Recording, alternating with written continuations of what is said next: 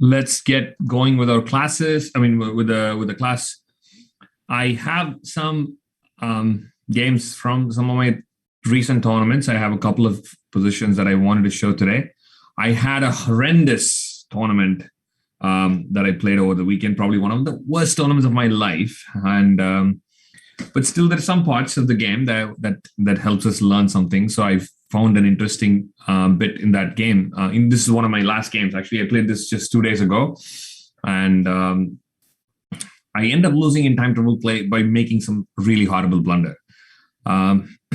Wait, Evan is saying I can't hear you. Is everyone able to hear me? Let me try to move my microphone closer. Yes, the rest of them are able to hear me. So Evan, it could be from your end. You might want to figure out the audio setting from your end. Okay, so like I said, ups and downs. So one of the things about being a chess player, you learn to lose. Yeah, at some point you get some perspective. I have one of the things that I took from the tournament is what happened. We kind of do some postmortem and try to figure out what is going on. But that aside, let's jump into our actual content. So I want to talk about, of course, we'll do some calculation, we'll do some evaluation. We will also talk about some practical aspects. I like to discuss games that I recently played because I can talk about what I was thinking about during the game. I can talk about what I missed, what I saw. So it's a little bit easier, right? It's nicer to have that practical discussion. So that's the reason I brought it up. So this is a position we want to discuss today. And we'll go through the moves as we go through the game and figure out different points of the game and discuss that as we go. But let's go ahead and get started. First question in chat is that what do we see that, actually there's something that I usually talk about before we start calculating. If anyone who's been in my class before, maybe let's see if anyone can tell me, what do you do when I give you the position first? Or when you look at any position first, what do we do first? How do you evaluate, Alexander? How do you do that? Exactly. Evaluation is kind of important because you cannot make any things. Eric says determine who's better. That's right. How do you do that though? Count material is a good place to start, Eric. So you have, of course, basic things like king safety and material. Look at weaknesses and advantages. Overall, what I like to do is assess the position by looking at the factors, right? I call them factors. You can call it whatever you want. Basically, you want to look through all the important factors that you think might affect the game, affect the position. And then, of course, it's always a constant juggling, right? Because in some game, maybe there is a factor that's very, very important. In some game, that's absolutely not. In one of the games, maybe your double pawn is going to play a big role. In another game, it's not. So obviously, these factors are fighting each other for importance. And even within the same game, it keeps changing. Suddenly, there might be the most important factor at this point. In a few minutes or a few moves, something changes. Yeah. Okay. All right. So let's talk about factors. When I say factors, like I don't want any moves. I do not want to hear any moves. I want you to tell me what you see. Basic observation. If you want to speak, of course, you can raise your hand or do the exclamation point in your chat and I will call on you. If you just want to type it in chat, do that. Okay, just for now, I'm going to switch the chat to just host and co-host. So we can just directly talk to me. In the end, we can always open up the chat. Okay, so this is what I'm getting. I'm getting that white has center, but black has c5. White has pace advantage. Very interesting. What else? Anything else? Black's h3 pawn is a little annoying, apparently. Okay. White's queen and knight are targeting the black king. White has a passed pawn. Okay, fair enough. What else can we say? Anything else? You get the feeling that white is better. Okay, we'll get to that. Equal material. That's right. So, okay, fair enough, right? So this is what I looked at, of course. Of course, I'm not doing this in the middle of the game. Since it's part of the game already that I kind of know what is going on. The e-pawn is definitely a very strong pass pawn.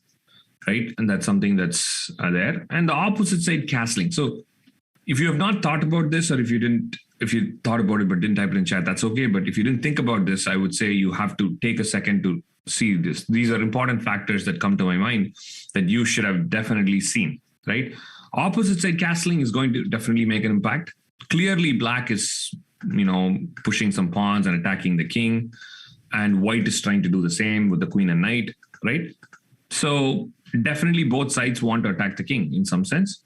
And of course, we talked about the pass pawn. Now, also, we see pawn structure in general. There's a double pawn, which is the reason white even has this strong pass pawn, yeah? Otherwise, I would have to create the pass pawn. One more thing is black has a kingside majority, and white has majority in the center. So that's kind of a full look at some of the basic things. But there is one more thing that I really liked. I was playing white here. I just liked a fact that there is something bad for black. Tell me I felt like I'm in a better position because of this. Let's see if anyone can guess this particular factor. I mean, let's assume that both players want to attack the king, which is probably one of the most important factors, opposite side castling, right? Well, moves are there, yes. That's definitely there, Eric. Yep, Austin May, I like what you said. This is what was making me happy. This bishop is kind of awkward, right? I mean, it's not like it doesn't have any potential. It is definitely awkward. And the queen is also awkward. Typically, black's attack should be something like just push the pawn and open up the situation, yeah? But black is just so awkwardly placed that he has to regroup. So, Evan, I didn't give a specific topic today. Let's call it practical play. Usually I like to talk about some positions or games that I recently played because I can discuss what I was seeing and what I was missing. And it's a good exposure. That's the reason. So anyways, so the queen and bishop kind of stuck, right? And it's making the flow, black's kingside attack or pawn storm, very difficult. So I was kind of happy about it when I was in this position. I was like, okay, this is not bad because black's attack is going to be a little slow. I mean, I'm not sure what white is going to do for the attack either, but at least I know that black is not all over white's king. I have the strong pass pawn and I have some potential threats on b7 and c6, yeah? Okay, now that we have done this, now let's jump into calculation. Now remember, this is very, very important that you all do this before you start calculating moves. So what would we play here? Let's do some candidate moves. Let's start our calculation. Okay, Eric Leo has a very direct continuation. Austin May. Okay. I think Lyndon Lee has something, and most importantly, Eric Feng. Eric Feng has given me a very interesting variation. I'll give it a few more seconds for all of you to talk about this. Okay, Austin May, that's right. So Queen B4 was considered, I think, by Austin initially, and then he rejected it because of Rook B5. Fair enough, Rook B5 is quite annoying, yeah? Aradhya is looking at Knight to B3, okay? So B4 has been considered, E6 has been considered, Knight to C6 has been considered, Queen to B3, well, actually Queen to B3 is not possible, Knight to B3 has been considered, and what else? King to H1 has been considered, C4 has been considered. Okay. So let's start with what is actually really forcing, yeah? When this happened, this is the first move I calculated of all of this. So let me ask all of you, which move do you think is the most forcing of all of this? There are actually two moves I would say might come back to it, but which move would you really, really calculate first? All right, pretty much unanimously, most of you are going for Knight takes C6. Agreed. That's very forcing. It's a sacrifice, opening up the position. Why not? Yeah. E6 has been given. I'll tell you, I was not a big fan of E6 in the game. Conceptually. This is why I say do your factors before you start calculating, right? Conceptually, how can I reject E6? Tell me. Why? What would I not like about a move like E6? What would black play? And what is it that It unconnects the pawn, Austin. That's fair enough. But that pawn is pretty strong if I'm going to start pushing it up. And then knight takes c6 might become even more stronger, right? So queen e7 and regroup. Okay, that's definitely one possibility. But there's another kind of regrouping that made me against it. Alexander Wang, that's right. And Alice Lee, correct. Bishop f8. So yeah, queen e7 is also possible, but simply I was not so happy after I see the bishop can go to f8, and then maybe I can reroute to d6. Remember how that bishop was not supposed to do much in there? Now, okay, I'll be on e7 as a blockade, but I can also go to d6, and suddenly my king side might be more dangerous. So if I have to play g3 or something like that, I feel like I'm giving a real route, right? Right now, I can go bishop f8, but guess what? No future. This bishop is totally neutralized by my pawn structure. Very awesome pawn structure. The only way this bishop can become active is somewhere here, right? I'll have to come back in through this side, but it's almost impossible with my rooks. So that's the reason e6 conceptually, not a big fan. So I'm going to ask all of you to calculate c4, because this is the first move I did calculate, because it seems tactical, guys. That's why I think you should calculate this, because there is a tactical point to c4. Obviously, black will take on d4, or I think black has to take on d4. What's the next follow-up move, and what is the tactical point we can calculate? It's very straightforward, simple calculation. If possible, give me a variation. What happens after c4? Fair enough, Angela, that's basically what white wants to do. I would say actually a different square than that one, but okay, yeah, that is also reasonable. Good point, Alice. That's the main point. Queen b4, now black cannot play rook b5. Correct. Queen b4 or queen b3, guys. I think all of you, a lot of you have given me in chat. The idea of c4 is that I want to play queen b4 or queen b3 hitting b7. And the only way to save that b7 pawn is to push, which allows knight takes c6, which is forking the rooks, right? I think you can dismiss this very quickly. I'm not going to give you more than 2 minutes. Yeah, Austin May, I think I'm going to just simply agree with the variation you gave. Ryo, I don't think that is required though. I think that is a little too far-fetched. You don't need to do that. It might still be actually possible, but I don't think it is necessary at all. Eric Feng, I would say no. If black is going to do that, white would be happy, extremely happy. That's not the reason. So Merrick, I like that move, but that didn't really bother me that much compared to, I don't know, a different kind of move. But let's see what else. B5. I think B5 is also very risky. B6 is probably more natural after queen B3 or queen B4.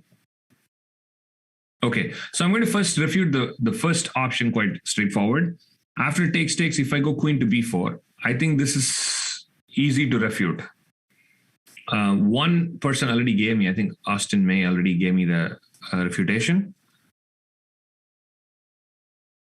Okay, let's say you go B5 or B6, I'm going to take knight takes C6, then what?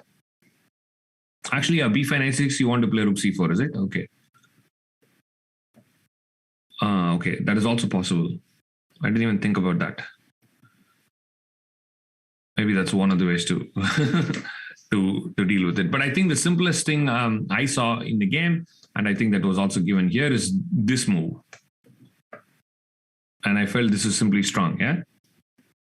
Rook d1 is also possible, but rook d1, I'm not really... So, I mean, like, I cannot eliminate these moves that quickly. For example, let's go to... wait, why is it not moving? I hope my chess base didn't freeze.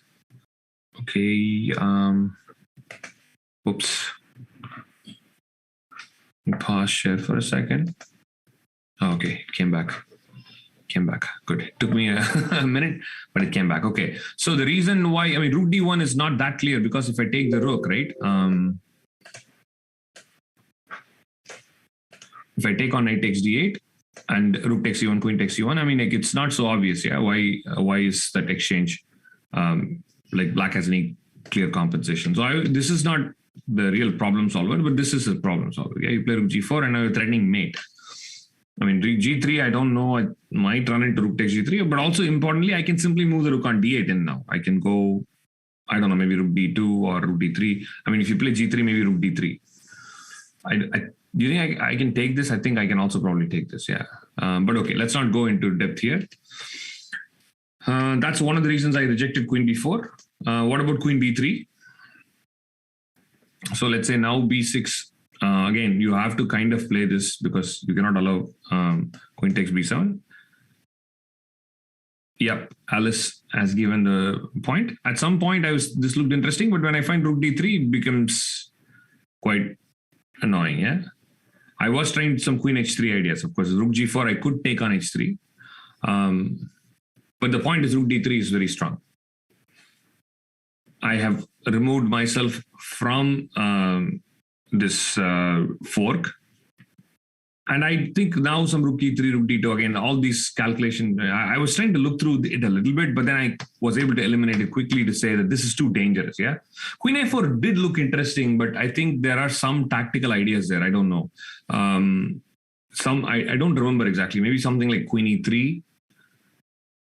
It's a possibility which looks super crazy because if you take, there's always rook d1 check, bishop e3 check, and rook takes f1 mate. So queen e3 is quite strong after queen a4, I think, yeah.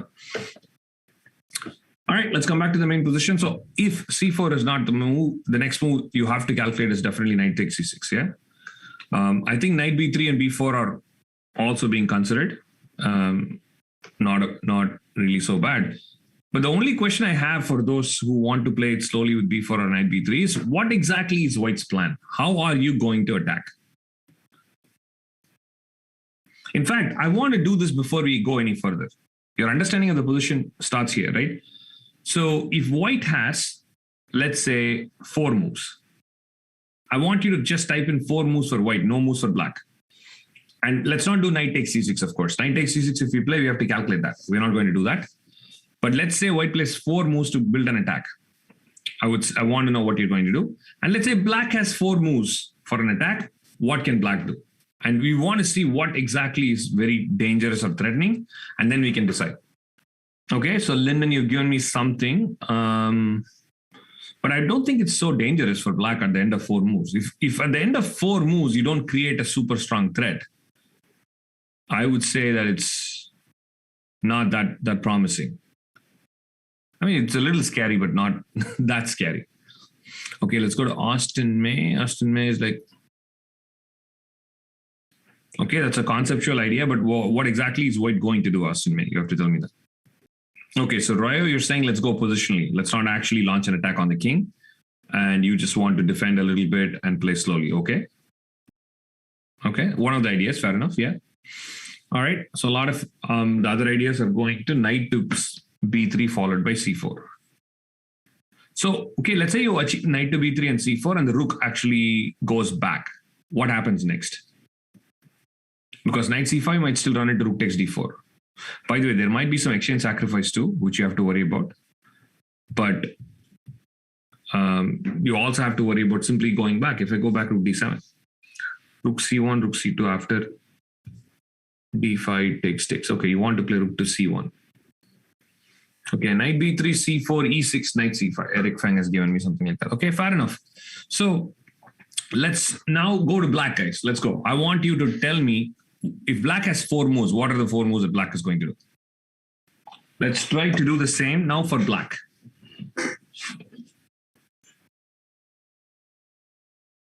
By the way, conceptual thinking is very useful in several situations, but sometimes precise calculation is required.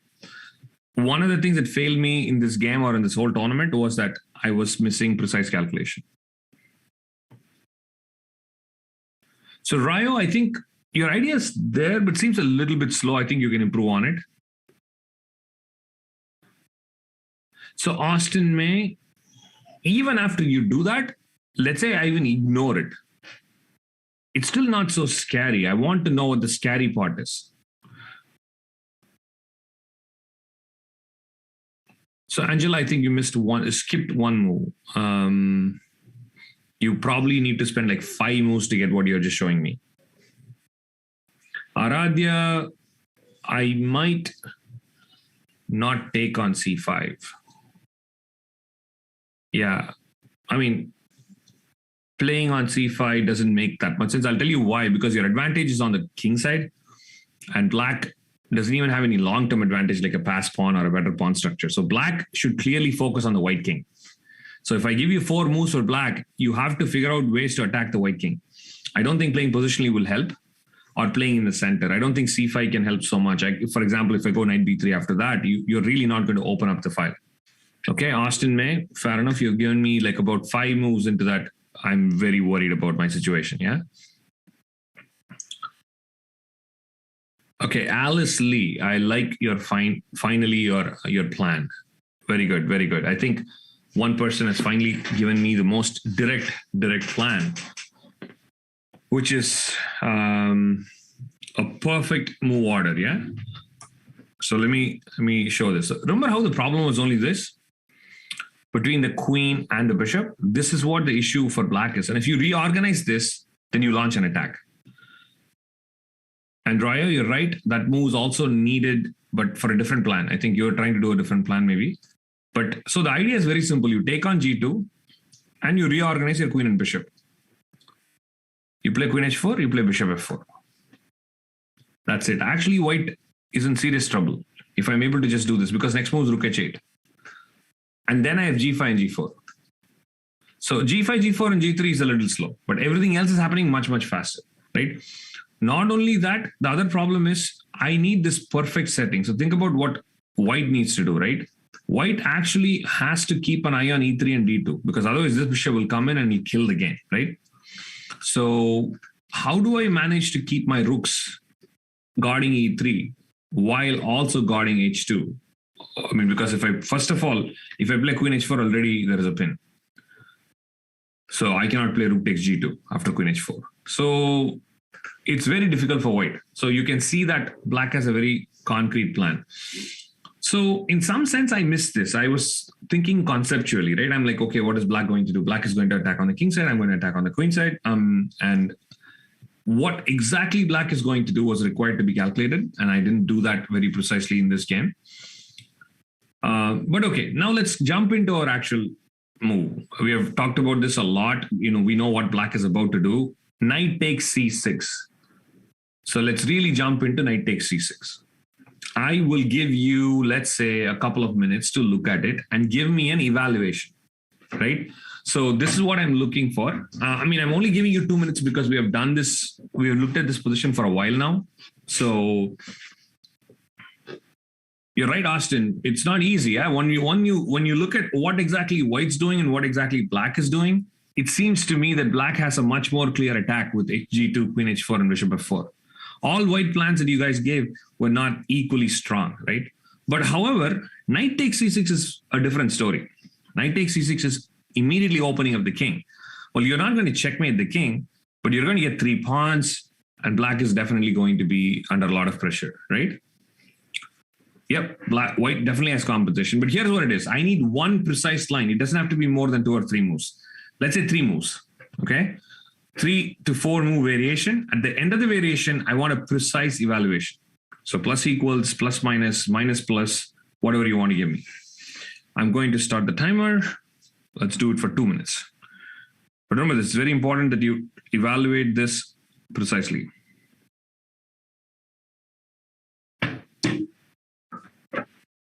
Conceptual thinking will help a lot. I want to see how many of you are doing that.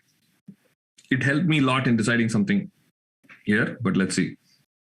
I would like every one of you to give me a variation. Remember that. It's so much better when you participate with the actual variation, because now you can go back and say, okay, this is what I decided. Why did I decide this, right? What can be different? We have about 1.5 minutes left. Okay, just a little bit more thinking. All right, guys, we're close to the time. Okay, yeah. I think that should be pretty good.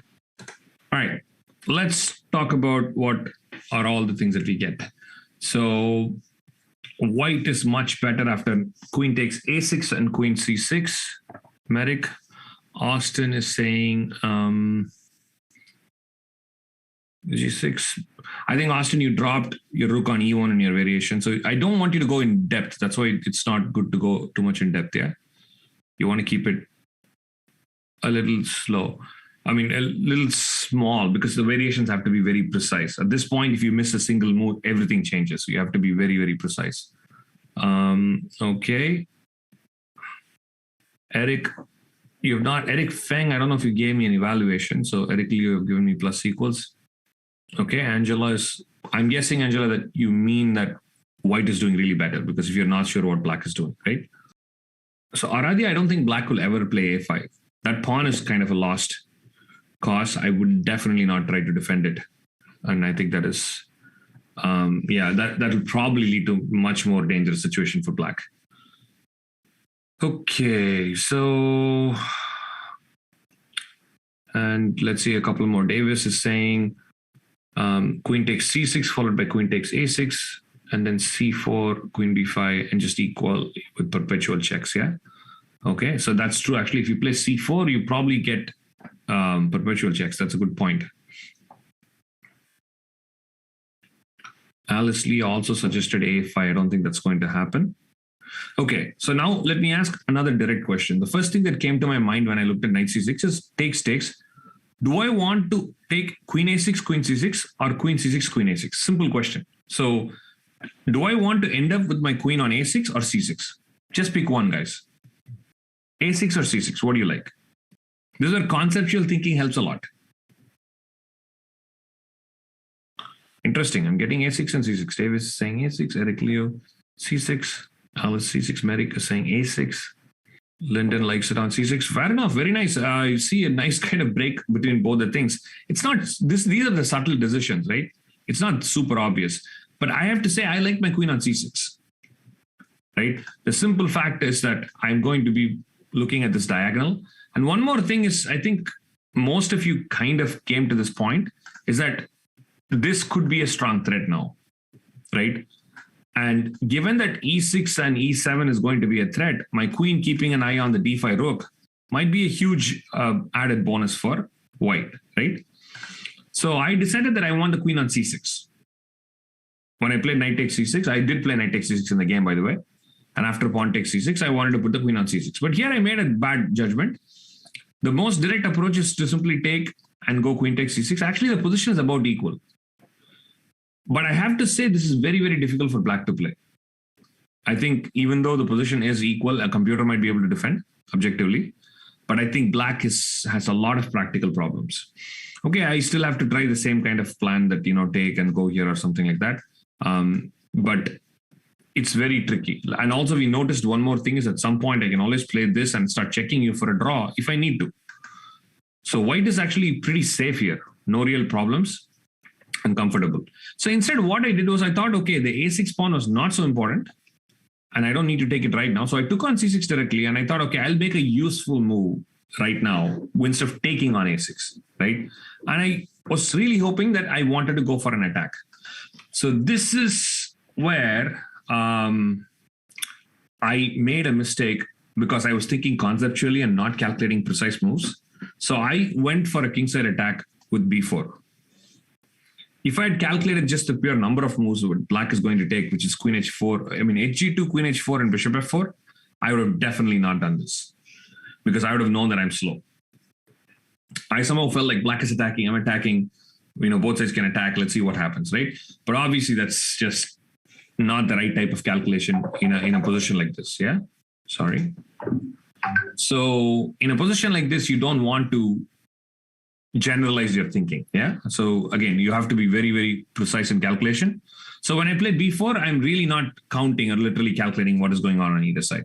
I'm already also a little low on time. I spent way too much time in the middle game, so I had to rush through this part. And I actually feel bad about it because I think the most interesting part of the game was right here. And I didn't have enough time. My opponent had like twice the amount of time that that I had. So here, h takes g2 followed by queen h4. I think black is completely better. But my opponent gave me a small chance. He played queen h4 first. So this clearly allows a small saving move, which I think all of you can see. What can white play? All right. I think Austin said it. Lyndon said it. I'll just give a few more seconds for others to also. Ryo, Eric, Alice, Owen. Fantastic. Yeah, it's kind of obvious. The first move that comes to my mind is G3. One more thing I initially had missed is that I can also play Queen takes G6.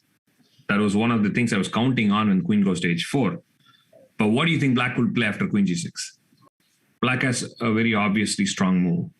Rook 5 to F7 to G7, that's possible, Alice, but it's a little slow. I think you have a lot more direct move.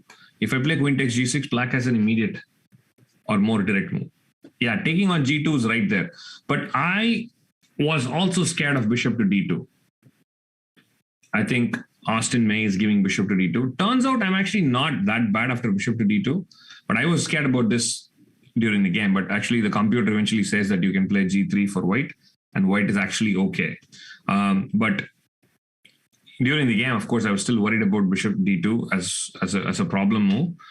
But yeah, the more direct move is H takes G2 again. And now you can do all the plans again. Now Bishop. Everywhere you want to do, all those attacking moves that you want to do, just make sure you take on G2 first. So white doesn't get G3, yeah? So anyway, so this is one of the reasons why even here H takes G2 was important, because after Queen H4, I played G3 and Queen G4. Okay, now comes the most interesting point of the game. And again, I was trying to make this work with very short amount of time. And I was trying to calculate what is going on, how can I win? Because this, at this point, I felt is very interesting, very double-edged. And you can all see that. Either I'm going to queen that pawn or win a rook or something, or I'm going to get checkmated. So it's kind of a very interesting position, right? What can we play here? Let's again spend about 5 minutes here, but we'll keep calculating through the chat variations. And let's see, what is the first move that comes to your mind for white? Austin May, I like the move that you're thinking about. Lyndon, I think by now you should give up on attacking the king idea. It's a little too slow. A4, B5, Rook B2 is unfortunately too slow. That's why I feel like B4 is such a waste of time in a critical point. And I did that because I was thinking conceptually. Okay, everyone else, Davis, Eric, Merrick, I'm not a big fan of going back to A6 now. I think Black has very direct threats now. Black is simply going to play F4. Seems a little too slow if I'm going to take on A6 right now, right? So, but the thing is, if you come back and you trade into an endgame, see, that's kind of odd. I was not so sure if I wanted to go back into an endgame. I know we have enough pawns on the king side and the center to manage it, but Black will have this very strong pass pawn on H3 and an extra piece. So not so clear, actually. Maybe it's possible, but in the game, I was not really trying to trade queens because it's one of the possibilities. Particularly, I wouldn't trade queens after F4 because F takes G3, H takes G3 allows the really strong H3 pass pawn. So I was not a big fan of that. Okay, most of you have given me E6. Fair enough, yeah? That's the first move you have to calculate, right? So what I want is I want an evaluation for this move. Yeah, this move, yeah. E6 is the move that can be played. How will you evaluate it? I guess the next move for Black should be kind of obvious for you to calculate. You can all type in chat if you want to, so we can make sure we're going in the right direction. I think Davis, Eric Leo, Angela, all correct. Black is going to play Lyndon, Ryo. Correct. Black is definitely going to play F4. You have to calculate F4. Okay, so Lyndon, you're going through the variation. Very nice. What happens though?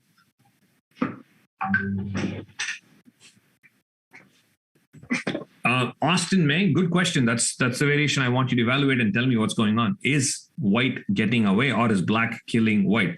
Now remember this, white wins a full rook. White is only up an exchange.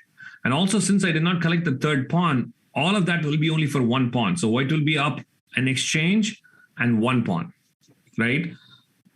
And Black will have a very strong attack. So we are really trying to figure out that will this work? Literally by calculating, of course, there's nothing else. Merrick, how would you evaluate that variation? I think all of you are giving me a variation. I need you to evaluate it. Well, oh yeah, that's right. You're right, Austin. Maybe it is exact equal number of pawns because black is winning a pawn on g3. Correct. So Merrick says white is winning. Okay. Okay. So let's address the first one. Eric Leo has given me something. Lyndon, I like that. That's one of the variations I'd calculated. Alice, that variation is what I calculated, but I'm not so sure if I will calculate that to be better for white. Okay. So let's see this, guys. What we have to see is e6 is met with f4. Now, actually, white has two candidate moves, right? Now, a lot of you gave me these variations, but looks like most of you did not give me the second candidate move. What is white's second candidate move? I know the first one is so obvious. Everyone gave me that. Rook e4 is not a candidate move. e6, f4, and white has a strong candidate move. Lyndon and Austin, correct. There is queen takes d5. Yeah? So first question you have to ask yourself is, did you see that? If you didn't, you have to work on that calculation, right? You have to make sure that you're seeing queen takes d5 and e7 as both possible moves and then deciding which one works best, right? Okay, now let's talk about this. Which one do you prefer? So queen takes d5, rook takes d5, e7, black, let's say, plays f takes g3, e8, queen check, assuming the black king goes to a7. That's the one position. White is trying to, of course, defend. The other position is you're playing e7, f takes g3, e takes d8, and rook takes d8. These are the two positions you're seeing. You can look at your queen position, you can look at your opponent's rook position, you can look at your opponent's king position. You can decide which one makes better sense for calculation. Okay, so e7 is better. Okay, all right. So the first point is you will end up with your queen on e8 and the black rook will be on d8. Actually, both those positions look bad for white. So your queen on e8 is not doing much compared to your queen on c6, which is doing very well defensively, looking back. In the same way, the rook on d8 won't be doing much, but the rook on d5 will be ready to swing for an attack on this side. So it's simply improving your opponent's rook and putting your queen in a bad position if you switch that around. So e7 definitely is making a lot more sense, yeah? Davis, that's a very good point. We're going to talk about it in just a second. So after e6, f4, e7, f takes g3, pawn takes d8, rook takes d8, white has a killer move. I think Merrick, you already found it. And I know Eric Lee, you also found it. I'm going to just give 30 more seconds to see if anyone else can find it. And white is actually winning. Davis, while we're doing this, why don't you calculate the variation you just suggested? I want you to evaluate that. So e6, f4, e7, f takes g3, e takes d8 check, rook takes d8. And now what does white play? Rayo, I like your move. That's the move. Aradhya, that move drops the rook. I'm going to play g takes f2 check.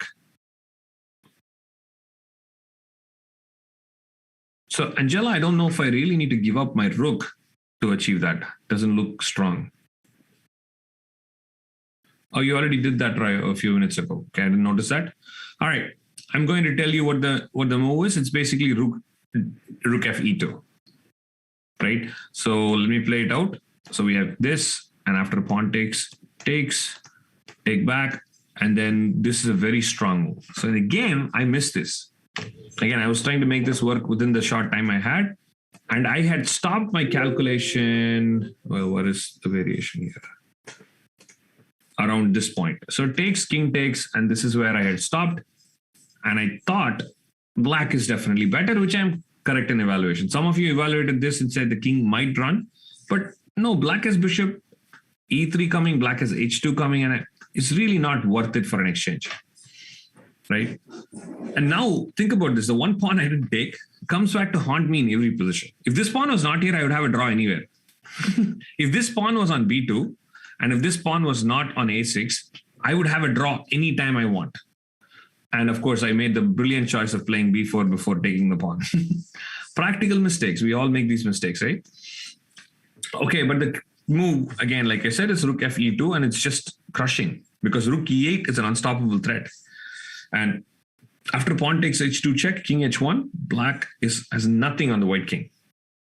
So I thought this is very beautiful, defensive and offensive together, right? The rook kind of keeps an eye on the second rank, but rook e8 is just unstoppable. So, anyways, but turns out there is actually an interesting move. Black does have an interesting move. I think Linden, yeah, correct, Linden. I think you're talking about bishop e3 earlier time. That doesn't work. But there is a move in this position. What move can black play? Obviously, this f4 e7 variation that we saw just doesn't work. Correct, Linden. Yes. Let's give it a few more seconds to see if others can find it. Bishop g5 seems too slow, Eric Feng. I think I can play e7 because bishop takes e7, rook takes e7, and I don't see anything. Queen d1 check, I block.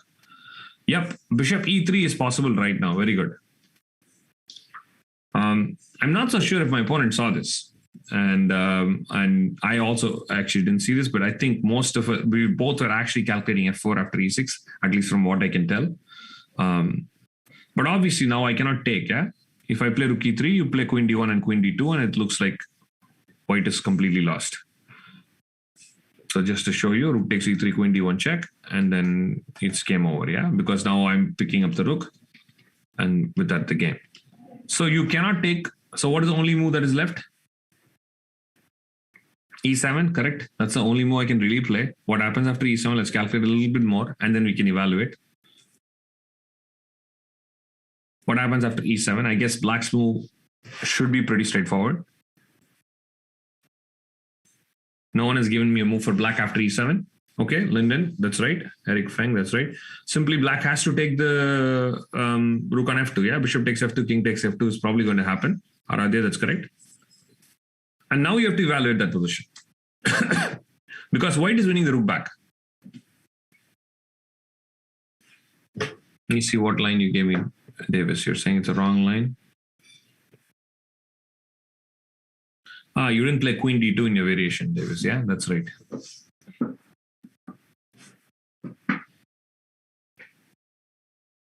Yeah, black will probably just go f4, e takes e8 queen. So the problem with pushing e8 without taking is that you leave the rook on d5, Austin May. So that would be a little bit of a problem. Sorry, actually, first take on and then take. Sorry, f4, pawn takes and rook takes.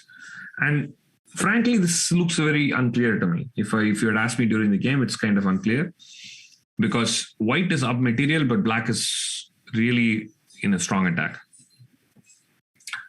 So I would still call this a little unclear, but the actual evaluation is about equal. So still very reasonable play for both sides. Yeah, queen f3 is the first logical move I was also calculating, but after pawn takes and pawn takes, I simply keep the queen in play, right? And the h3 pawn is very strong too. Most importantly, white's king is really weak. So I don't know if I might be able to play king g1, king h2, or king g1, king h1, depending on where the pawn is, and survive this, yeah?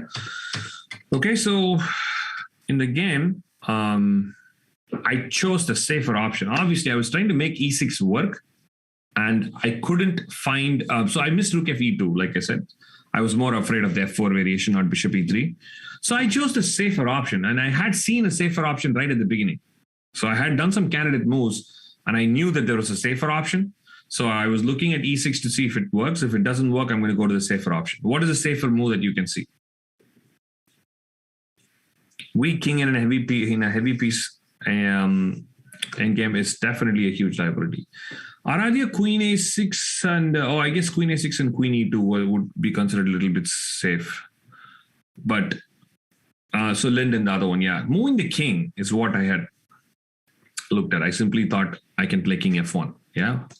Because after f4 takes, bishop takes, I feel like my rooks are taking care of the key squares, and now I can go for my plan, yeah? So I played king f1, and now black is clearly better. But again, it's not so easy at all. Not every move in a very crazy position like this keeps changing the evaluation, keeps making it very, very interesting. So what should black do? Let's see if anyone can figure out the best continuation for black and what will you do. So the point is very simple, right? You can think of this a little bit like prophylaxis. Yeah. I have to say definitely prophylaxis, because black at this point is down. Is up a piece for just one pawn from white. Yeah, so that's really not the problem. The only problem that black is facing is e6 and e7. I'm going to start pushing my pawn up, and if you deliberately try to stop it, I can take on a6 too after that. Yeah.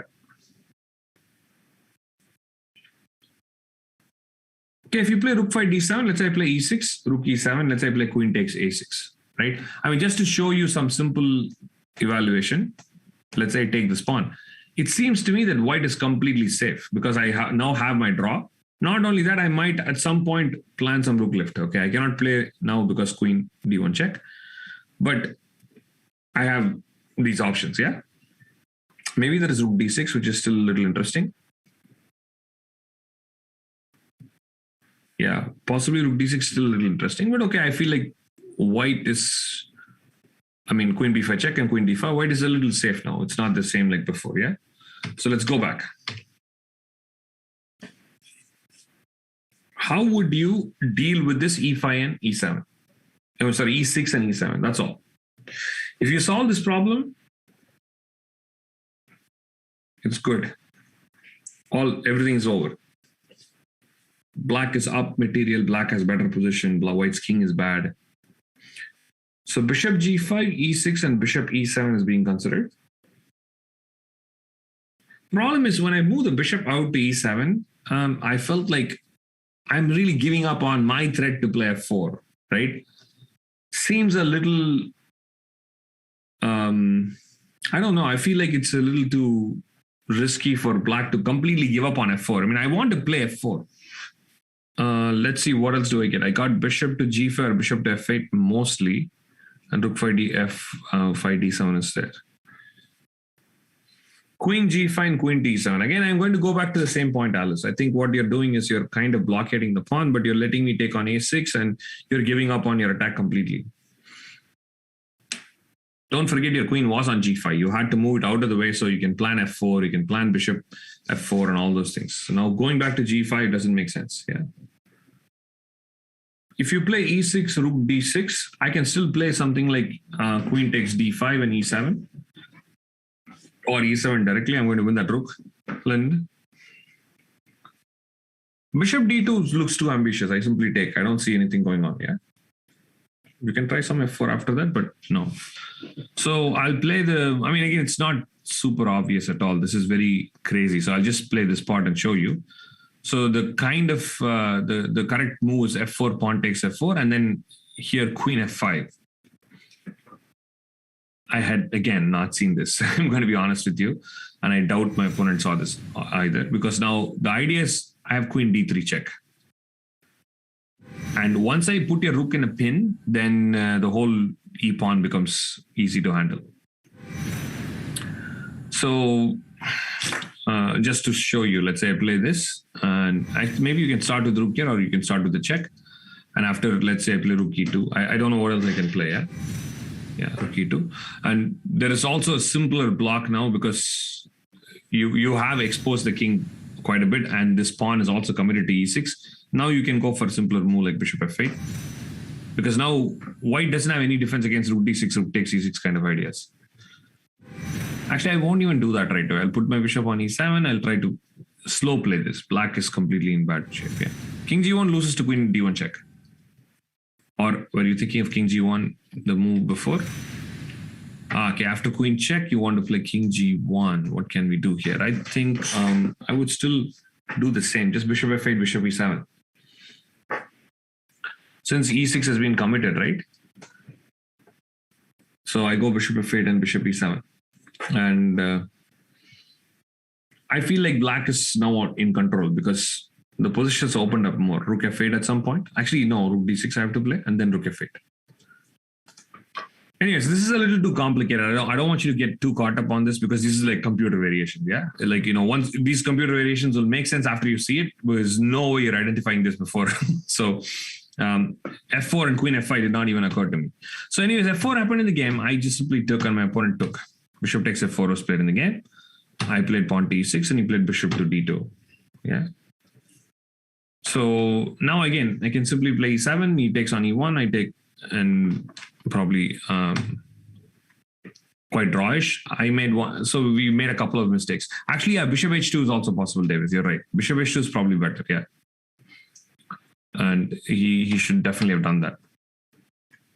So I'll say last question for the day. I mean, I'm not planning to show you the whole game itself, just the critical part. What does black play here?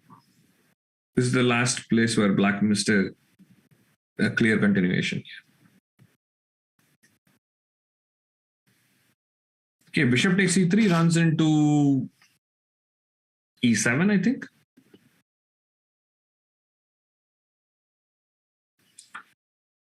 Okay, rook g5 is possible. What do you think white would do, Lyndon?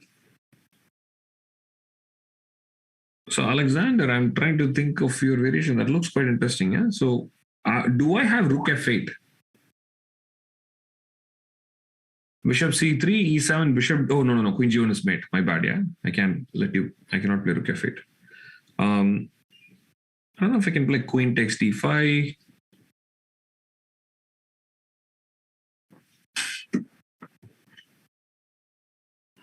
It's kind of interesting, actually, Alexander. I have to check that variation a little bit more. I'm not so sure here. Rook f5 threatening rook takes f2 is pretty interesting. I think Merrick, Austin have all given me. Rook g5 is also being considered. The problem with rook g5 is I simply take on d2. Unfortunately, that's what happened for my opponent in the game. So I took on d2 and white is fine, completely fine. But rook f5 is the actual strong move, yeah? Yeah, you're hoping for rook takes f2, rook takes f2. But okay, this is quite straightforward. The whole reason I thought this was still interesting is because black cannot save the rook and the bishop, right? So how does black actually do that? I mean, rook takes f2, I'm going to take with the king. And queen f4 check, I'm going to block. Then rook e8, correct, yeah. The point is, this is the part of the calculation which I kind of missed, and my opponent also probably missed, is that I don't need to take, I don't need to do anything. Queen f4 check already solved a problem for black, which was to defend the bishop. So now you can simply move the rook and black is up a piece and easily winning. So rook f5 was strongest, and after rook f5, I think it's just nothing I can do. Immediately losing.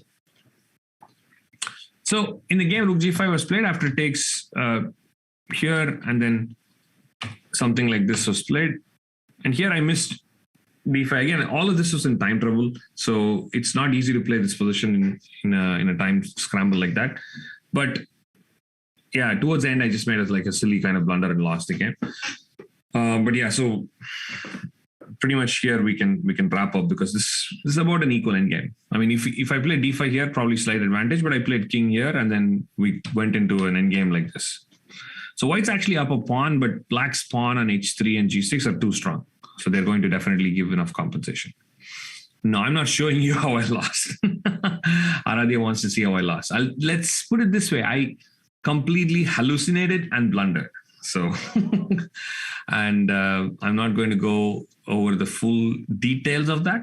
And to me, I'm like, this weekend did not exist in some sense. I'm kind of forgetting it, removing it from my memory in some sense. So I'm not going to painfully go through that last year. But I thought the game was still so interesting for us to talk about what moves we calculated, what we missed, and how precise calculations are required in crazy positions like this. Yeah.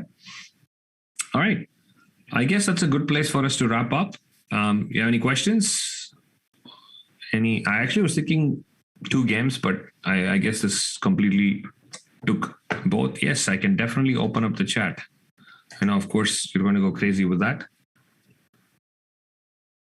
What's the chance you win these positions playing on intuition? I think that's not a good option. I mean, you need intuition to calculate. So typically what you do with your intuition is, Austin, you pick the move that makes the most sense. But then you calculate, right? You cannot do anything without calculation in a position like this. Almost impossible to do it, because you cannot, I mean, at some point you're going to run out of luck. You can keep saying, oh, this looks good, I'll play it. But at some point you're going to run out of that luck. And a move that looks good is going to turn out to be terrible because in calculation. Austin, this sounds like a different kind of cheating. Took your pawn sideways. I don't think chess.com allows that.